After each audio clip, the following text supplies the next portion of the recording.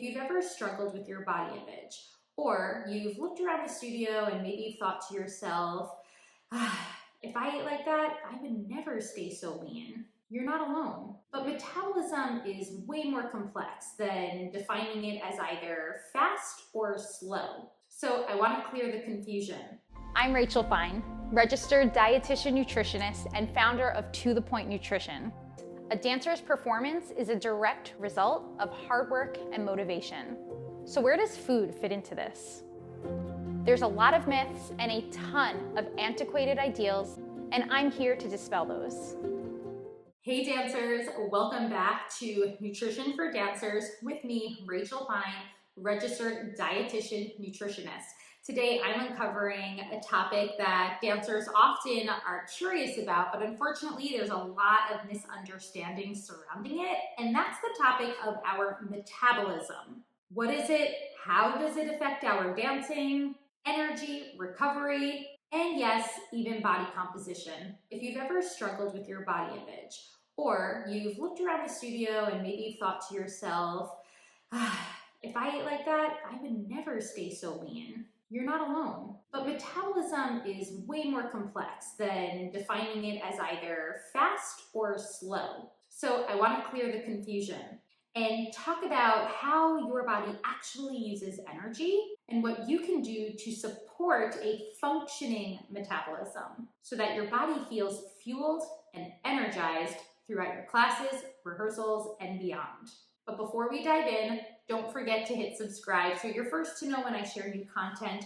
You can also find me on Instagram. I'm at To The Point Nutrition, where I share tips and advice just like today's to help dancers just like yourself learn how to utilize food to better their performance. So let's dive in. What even is metabolism? Let's start with the basics. Metabolism, it's not just one thing. It's actually the sum of all the chemical reactions in your body. These keep you alive and functioning. These reactions also require energy, and just a heads up, that energy comes from the calories from our food. So when we say metabolism, we're really talking about our energy expenditure, the calories that your body utilizes to function in all realms, from breathing, thinking, circulating blood, digesting food, and of course, your actual dancing. There are two key types of energy expenditure that I'd love for you to better understand. The first is your metabolic expenditure. Now, sometimes you might see this as your BMR, also your basal metabolic rate, or your RMR, your resting metabolic rate. Without diving too much into the specifics here, this encompasses your body's energy usage just at rest. And from there, we also have our physical expenditure. This is the energy your body is then using for movement, from walking, climbing up the stairs, even fidgeting, to, of course, again, your time in the studio, your dancing. Now your BMR, that basal metabolic rate, this takes up the largest part of your body's daily caloric burn. So yes, even when you are doing nothing, your body is still burning tons of energy to function. Now, several things can influence your metabolism. Some of these things are within our control, but others are not. First is your age. Younger dancers typically have naturally higher metabolic rates. Also, the sex at which was assigned at birth, those with more muscle mass. Biological males tend to have a higher percentage of muscle mass and therefore a higher metabolic rate. Genetics also play a role. Some people just naturally have a faster or slower metabolism. And what's more controllable is body composition. Muscle tissue, it's more metabolically active, it's burning more energy than fat tissue. Now it's time to myth bust. A lot of dancers will come to me a bit worried that they've damaged their metabolism. typically a result of years of dieting or severely restrictive eating behaviors. Now, there are metabolic repercussions from undereating, especially chronic undereating. So it is true that your body has slowed down to conserve energy and make up for that chronic deficit, but is your metabolism broken and forever damaged? No. What's really happening here is that your body has adapted to the caloric or energy restriction.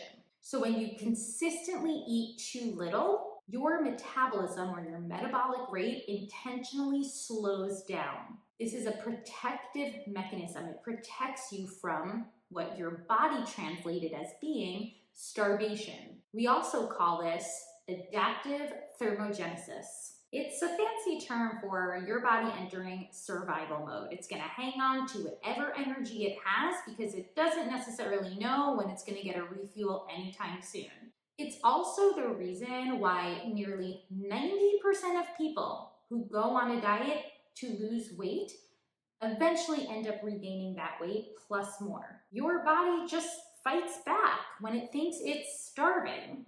That fight back is your body slowing down its metabolic rate in order to hold on to whatever energy it has. So if you've been restricting your calories, whether that's intentionally from dieting, or maybe it's unintentionally from a super busy schedule and you've just been unable to get in enough meals and snacks throughout your day, it's going to be time to shift your focus and make some productive changes. But instead of trying to hack or speed up your metabolism, you really want to focus on nurturing your metabolism. We'll talk about what that means. I want to break down a bit more about our hormones and how our hormones play a role in your metabolic rate and your overall metabolism. So let's first start with leptin. Leptin is what we call the fullness hormone. It tells your body, I've eaten, I'm full, and I'm satisfied. Leptin is actually released by your body's fat cells. So if your body fat or your percentage of body fat is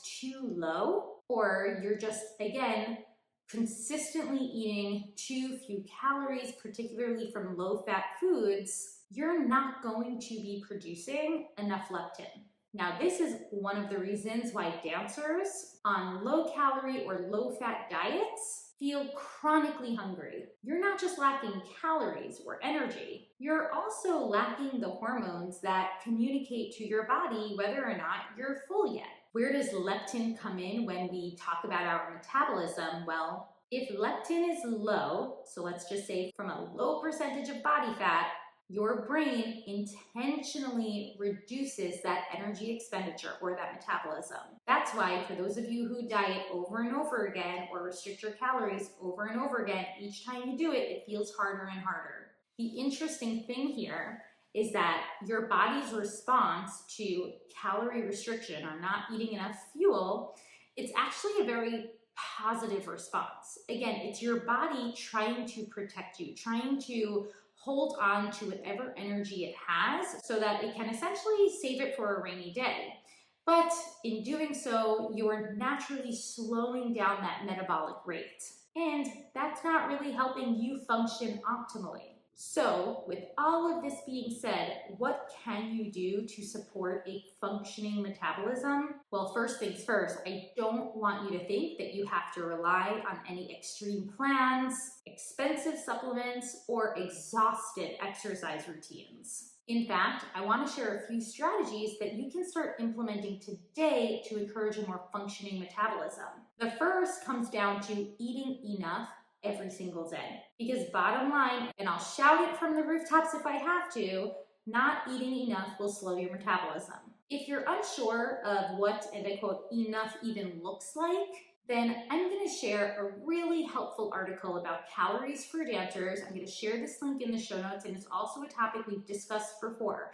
There are very clear signs as to how you can begin to learn about an amount of food that works best for your body. This would also be a really great time for you to consider working alongside a licensed professional, a registered dietitian nutritionist like myself, who can really sit down with you and start mapping out an eating routine that covers all of your body's metabolic, and physical energy needs. The next strategy, though, is to not just eat enough, but make sure you're actually fueling consistently throughout the day. So we don't want to go long hours in between our meals. This leads to drops in blood sugar, hormone surges, and often compensatory eating behaviors, so maybe feeling very out of control around food or binge eating type behaviors later in the day. So we really want to try to aim for a meal or snack, I'd say every 2 to 4 hours. I know that's a large range, but it's the best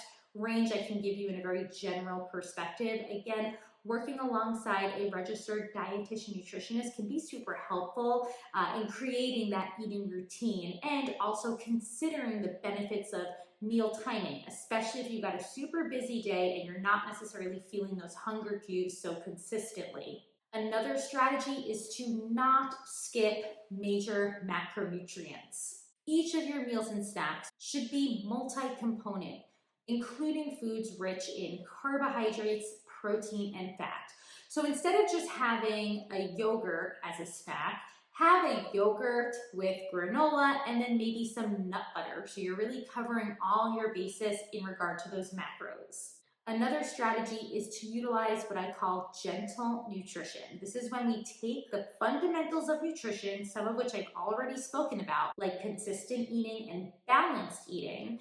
We take those fundamentals and we apply them to our day-to-day, but without obsessing over the fundamentals. So as an example, perhaps that means swapping some of your carbohydrate-rich foods with those rich in whole grain or fibrous carbohydrates to help support more stable energy levels throughout the day. And last but not least, what you can start doing right now is listening for and honoring your hunger cues. Now, if you're used to ignoring hunger and avoiding or skipping meals and snacks, then this will be easier said than done. But hunger isn't something that's bad. Having an increased appetite one day, it's your body's way of communicating its needs. When you respond to that hunger, your body is building trust that when it's in need of an energy refuel, it's going to get that energy refuel. It can immediately start to release that starvation mode that I spoke about earlier. Slowly but surely, implementing these strategies can help to promote a more stable working metabolism. But what about the question of exercise? Yes, movement, particularly strength-based movement, can support a functioning, healthy metabolism. As I said earlier, muscle is very metabolically active, which means that when you build muscle, your body is burning more energy even at rest. But, and this is a big one, more exercise is not always better. Over-exercising, especially when it's paired with under-fueling, will have the opposite effect on your metabolism. When you don't eat enough to now match that increased energy output, again, your body down-regulates your metabolism. The whole purpose is to preserve energy. Alongside this, you're likely going to experience chronic fatigue, sleep disturbances, missing periods, trouble with recovering between classes, mood swings, and that chronic low-lying feeling of hunger. These are all signs that your body is asking for either more rest or more energy, or maybe both. So let's recap. A functioning metabolism. It's not about whether or not you have enough discipline in your day. It's actually a complex system of hormonal functioning, muscle tissue, genetics, and even environment. And as dancers, we're often unintentionally disrupting that system with either underfueling or over-exercising. So what's the most powerful thing you can do for your metabolism? Well, it's to eat enough, it's to eat consistently, and it's to start respecting your body's cues, particularly its hunger cues. Now, if this discussion feels relatable and you're walking away with some insight, then I highly encourage you subscribe, because I'm sharing new content all the time that will help you unravel very similar struggles that a lot of dancers face. And you can also find me on Instagram. I'm at To The Point Nutrition, where I share daily tips and advice to cover topics just like this. But until next time, I'll talk to you soon.